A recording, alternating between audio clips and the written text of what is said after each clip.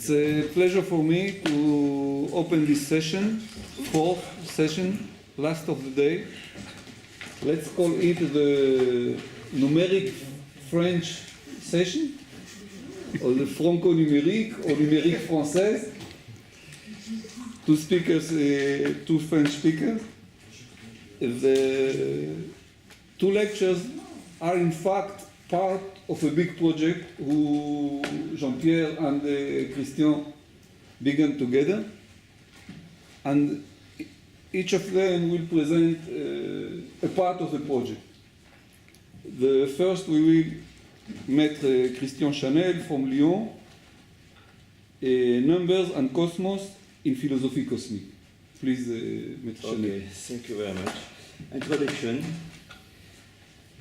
In 1984, I have discovered that at the beginning of July 1884, a mysterious Una had founded in London the Universal Philosophical Society and published a pamphlet in which she spoke of the great spiritual revelation she had had. Excerpt, I have seen the star flowers unfold from their central suns and again cremated in their fiery embrace. The 9 axioms of our society look like the 18th axiom of Philosophie Cosmique. The advertisement for Tion, the Eastern psychic healer, with an address that was the same as in the certificate of marriage, confirmed to me that Una was in fact Mary Ware. In her lecture resumed in the medium Daybreak, Una has manifested very quickly her interest for cosmos. New excerpt. I saw no reason why the men of the future might not go from planet to planet in our solar system, or why animals other than men of the future might not stand before an audience. This passion will not leave her. In January 1885, the chief editor of the magazine indicated that the basis for understanding of psychical laws is found to be in man, not in the cosmos, and he kept out his curtains. Thanks to Boaz, if you permit, we know that Mary Ware was born in 1839 and by 1861 moved to Oxford with her mother. Now I understand why, after her death, the last issue of Revue Cosmique indicated that during 47 years a luminous way had been opened. I must recognize that the age of 27 mentioned on the marriage certificate prevented me from imagining that she had been Sister Teresa Superior, mother, in the convent of Claydon. In fact, it was a riddle, if I can say. She was 27 when she bought a house in Claydon in 1866 in order to found there a convent. Well, it is an evidence that Mary Ware was interested very early by numbers, by their links with the cosmos and its states of being, as exposed in the first part. Then we will see that her conception of cosmos has emerged rapidly in the end of the 19th century. Finally, it will be described how this conception has found its nearly final form in Philosophie Cosmique. So, the first part, to begin with, numbers and states or degrees of being in the Theon's conception around their meeting period. The pseudonym Theon that appears in the announcement for the HP Oval, inserted in the Divine Pymander in 1884, seems to refer to the mathematician Theon of Alexandria. For the Theons, the science of numbers was a real science. In 1905, they write that the science of numbers does not deceive. This passion prior to the meeting reinforced later. I begin with first point. Numbers and cosmos in the conception of Merriweather and Louis-Maximilien Bimstein before the meeting.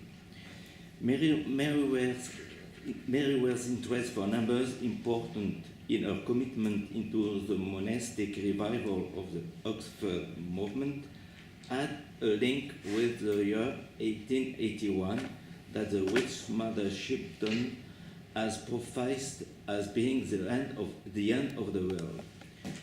Besides, in this year, the situation in her convent had gone down, particularly after the death of the wife of the Reverend Drury, who had encouraged her prospect. In the same way as Anna Kingsford and Lady Caithness, Una, who had taken a pseudonym from the Fairy Queen, presented herself as an impersonation of the now being inaugurated dispensation. Let me note that 1881 is a palindrome as mentioned in a recent scientific discovery about getting human life longer as wanted by the Theons. As to Max Theon, he said to have been initiated to Kabbalah at the age of 18.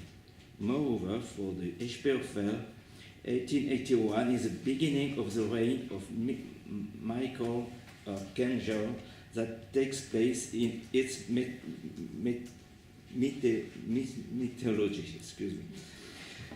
Second point, numbers and cosmos in the text of the Theons between their meeting and their marriage. The first of the nine axioms in Una's society expresses that there is no isolated God, but that deity, fourfold in its attributes, viz. As life, namely as life, intelligence, power, utility, pervades all things, and that the highest attribute of deity is love. It particularly corresponds to the carré cosmique, vie, lumière, puissance, utilité, basis of Philosophie Cosmique.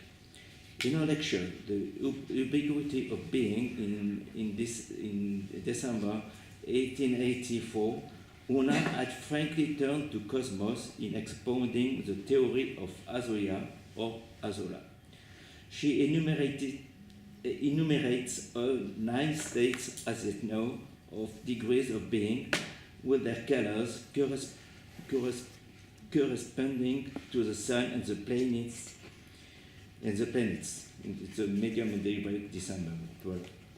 At the top, we find the tonary for the essence, super essence, central essence, but not for spirit and super spirit, with the 4 more material states, mind, soul, nerve, body. The total is 9. As number of incarnation, Una remembered. In November, she had already indicated that the pure spirit could alone have the power of permeating all things, of being by all that is. Nevertheless, the idea of pure spirit will be later considered as too vague, in Tradition Cosmique, Volume 2. In the manuscript Mission Théon, which is prior to the marriage, the God Theone is laden to develop the powers, 15 as the states of being, of the elected female of the Light King, the Supreme, the Eternal, in order to send her according to his will. It is known that the colors of states and degrees of being allowed Max Theon to know in which of them his life precisely was, because during their seances he could communicate with her in a very loud voice. Sure that the cosmic improvement is necessary to unify cosmos, the Theons were forever discovering new states of degree of beings. Last point, numbers and cosmos in the text of the Theons a little after their marriage. The main text for the period is the manuscript called The Numbers, presented by Professor Brach. But there is also a manuscript of 22 pages called Beer-Sheva, the beginning of which looks like the sixth cosmic epoch, but simplified. It is included in the 5 Petit Beer-Sheva of the archives and has been published in English under the title Contemplation of Moses. From the pure spirit with its love, the infinite intelligence impregnates all things and is closed by everything. Successive emanations are produced in 3 circles surrounding each other: beatitude of love, beatitude of life, beatitude of life, and so on for light threefold, essence threefold, spirit threefold, central spirit, super spirit, and spirit. Between spirit and mind, dual, the seraph of night star established her habitation and created disorder. After mind, there are soul, dual, nerve body, and earth body. Further on, colors are indicated for each state as chasm, with correspond to asteroid between Jupiter and Mars, as in theory of Azola. Thus we see the Theans have rapidly expanded their classification of the states of being into cosmos. The events are quickening before the beginning of the Belle Epoque, marked in France by the Universal Exposition in Paris in 1900. So we take the second part. The emergence of a more precise classification of cosmos and of the 19th century. This change will be increased by external factors, notably linked to dangers brought upon by human beings that the Theans will mention. First point, the next orientation of the Theans. If we put aside the last prophecy of Ezekiel, published by Argaman, we can detect, particularly in 2 manuscripts, an orientation to Kabbalah, which the Theans publicly refer in 1899. The first one, les 7 signes de Seth, 6-page group together with Mission Theo, indicates that the primary form for the letter B, Bet in Hebrew, was A, sign of a house and its occupant, which symbolize the cover and development of the universal material that normally is the dwelling of the only impenetrable and indivisible. The 3 lines of these signs represented the occultism, pathetisms, and etherisms, but the materialisms formed by the ground are not indicated because at the moment they are not entirely the place of the original unity. The second manuscript, Solomon Beer-Sheva, tells the dialogue between Moses and Pharaoh. We found there as well the 4 principal classes of material that Philosophie Cosmique finally keeps. As sometimes with the Theans, there are riddles and numbers. For example, the 2 is in the 4 and the 9 in the 7, which is explained by the 10 essence or dual quintessence. They clearly correspond to the 10 Sephirot. At last, in 1899, the Theans has reached little by little a conception of cosmos not far from Kabbalah. Besides, they will later recognize that Genesis is Philosophie Cosmique. This turning point has been favored by the prospects opened by the International Spirit and Spiritualist Congress in Paris in September 1900, at the same time as the Universal Exposition. 15 years later, the Universal Philosophical Society and the HPOFL history was to repeat itself. Second point, the genesis of the Theans' conception of numbers at the edge of the Belle Epoque. 2 years before the Congress, a delegate, Alban Dubé, became chief editor of the Journal d'Humanities and made a call to readers for articles. In February 1899, Max Déon published there a long article in which he gives a chart of 7 states that might be accessible to the psychic human being: visible and tangible body, nervous body, soul, intelligence, essence, light, spirit. The nervous body allows the Theans to denounce the danger into which mediums makes humanity run in opening the doors to the enemy. In June, they insisted on the importance of the work in the psycho-intellectual, in repopulating the chasms which breaks the chain of his being, given that he is better prepared than others at the moment of transition. The sensitive person runs important risk in passing through nervous states of being to reach those of the soul or intelligence.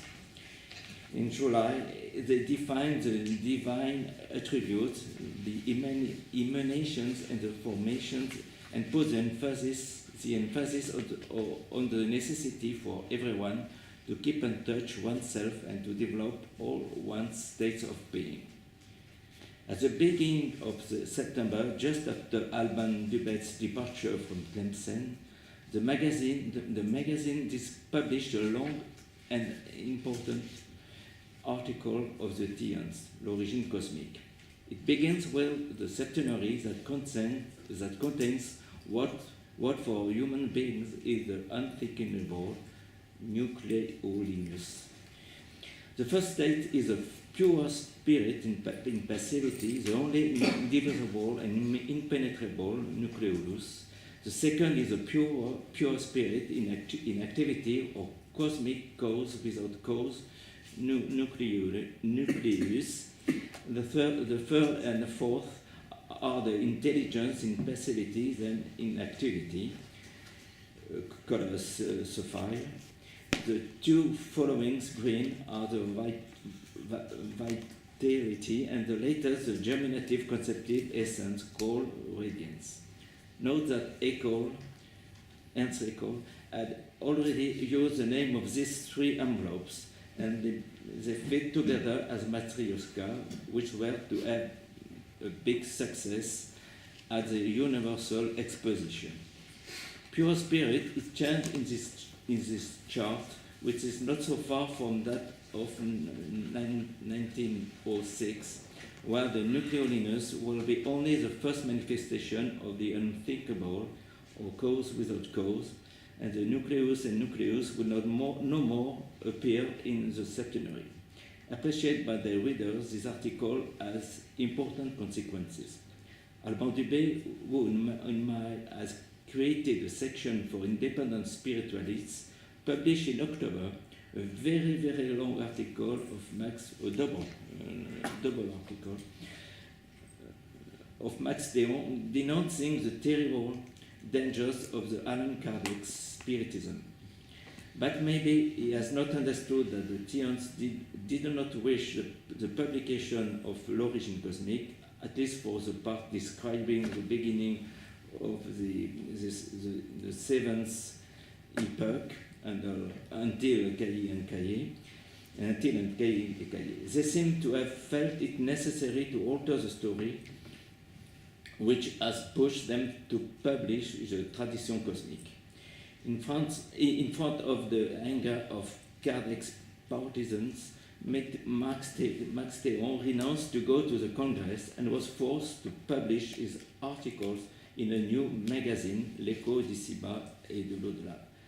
The brother-in-law of Papus, Pierre Delin, who was taking part in it, registered the mark cosmic with 2 different pentacles, the first based on David's star, the second formed by 2 right-angled triangles with a central square.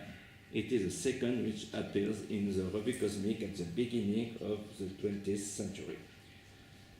Third part, symbiosis between numbers and cosmos with Philosophie Cosmique, 20th century. In January 1901, the Revue Cosmique begins with its 64 pages each month, a career full of promises that was to be finished at the end of 1908, after the death of Madame Théon in September. The 2 volumes of the cosmic drama, subtitle of Tradition Cosmique, were already well advanced, as we can see in the first number. The symbiosis between numbers and cosmos will take 3 stages: period Barley, clarification with Philosophie Cosmique, and final classification after 1905. First stage, the reinforcement of links between numbers and cosmos during period Barley. The director of the new monthly review, Albert Faucheux, said Barley, was an occultist very appreciated in this world.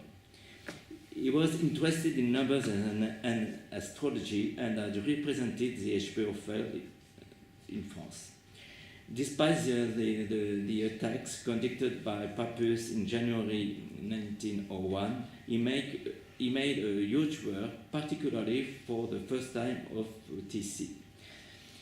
He liked to build charts, and often used the cosmic pentacle for his explanations. In number 2, his lecture gives the first general and nearly completed outline of cosmos according to Philosophie Cosmique.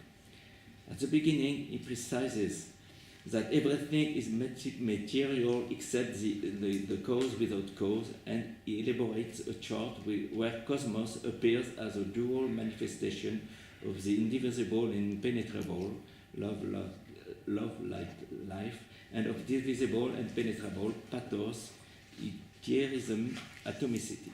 The following line shows that the penetration produces pathetic, ethereal, and material forms which are enveloped by the 3 veils, the nucleus, and nucleolinus, nucleolus, and nucleus. Barley presents afterwards the 7 states of ether, the same than those published in September 1899, although that were to figure in TC2, volume 2, 1904. In 1904. Nevertheless, he places them at each point of the pentacle and makes them appear with arrows. Pathetic force descends from below the pure spirit in passivity to pure spirit in activity, at the opposite, and so on for the spiritual, intellectual, and vital forces, the last one arriving into the germinative conceptive essence that figures in the central square. It is different from those which will figure at the beginning of TC1, where the first state is the pathetical state, the sixth being the germinative conceptive essence, and the 7th the germinative effective essence, whereas the 2 states of vitality disappear. Concerning materialism, to the seventh state given by the Theons in February 1899, Bartlett adds the states of free intelligence and put in the central square of the star the nervo-physical body, fusion of both of the 2 corresponding states. It is the same ones as those we shall find in Tradition Cosmique Volume 1, where, however, it is spoken of physical state being at the denser. Barley indicates afterwards that the present world is due to the 7th attribute of cosmic cause, who acted by the means of 7 emanations, the second being Elohim. He finished with the problem of the hostile, who occupying the nervous state is opposed to the divine plane, as shown in Lévi d'autres d'Athénéones, that begins in the same number. This long story that describes the fights against the hostiles asks a minor question of terminology. The alphaism named later occultisms appears in an answer given by ANDTHE when he arrives at the 4 gates of Caius Palace that he wants to visit. In order to have each of them open, he will find the proper signification of the number 1, 2, 3, 4. He will succeed only after he gives answers showing a direct link between its numbers and cosmos. Despite the work realized, the Theans were exasperated notably by Barley's tendency to make a synthesis between doctrine cosmique and other systems. Besides, the expression Philosophie Cosmique appears in Revue Cosmique 1802, just after his resignation. Second stage, clarification of charts of cosmos and links between time and numbers. The Revue Cosmique carried on its momentum until March 1903. TC1, which concerns the 7th epoch, has in fact come out before the end of 1902. It begins with a description of cosmos and its composition, first with the impenetrable and indivisible, of which the primary manifestation is a nucleoliness, that is threefold: love, light, and life. Then the 7 ethereal states already mentioned. The attributable origin takes place between etherism and materialism, where the listing of the 7 attributes of the cosmic cause, love, light, life, power, effectiveness, sustenance, justice, that have produced in turn 2 or more emanations, who is in the materialism will make formations similar to themselves. Thus, the 7 attributes correspond to the 7 epochs of classification and reclassification of matter, and are described for each of them as a luminous ray going through a prism, the last being white. TC1 tells afterwards the unfinished task of the first emanation, often called Awal, the second being Elohim, who is to take over, but not directly. In January 1904, the Revue Cosmique goes back directed now from Tenzin by Aya Aziz, new pseudonym of Max Theon, and postulates the right for man to full immortality and the importance of thoughts. The second volume of TC is officially published. We found there particularly description of the 7 pathetism that does not appear elsewhere. 3 pathetisms, dual pathetisms, or cosmic cause of etherisms, and pathetic light or intelligence, and pathetic essence in passivity, pathetic essence in activity, were latent germs of etherisms, 6 pathetic mentality, and 7 pathetic psychic states. There is as well a chapter on the science of numbers, in which there are still strongly linked with the composition of cosmos. For example, 9 is called the full number, for it symbolizes the duality of the 4 classifications of the eternal matter and the unity that they clothe and manifest. Curiously, in 1905, a year when Einstein revolutionized physics, particularly with the notion of space-time, the Theans briefly precise the nature of number and its relation with time and space. They attached lightly the question in the 6th cosmic epoch, where they say that when the second formed active being of light rests with the first formed passive, after the work of classification, they become conscious of number and time. On this occasion, maybe because the next publishing of TC3, which concerns stellar worlds, the teams explain the link between these two notions. Time is the effect whose division is the cause. Number is the product of time, and they conclude thus, without number, without measure, these words bears in them the triumphant note of immortality. Moreover, these ideas appear later in TC3.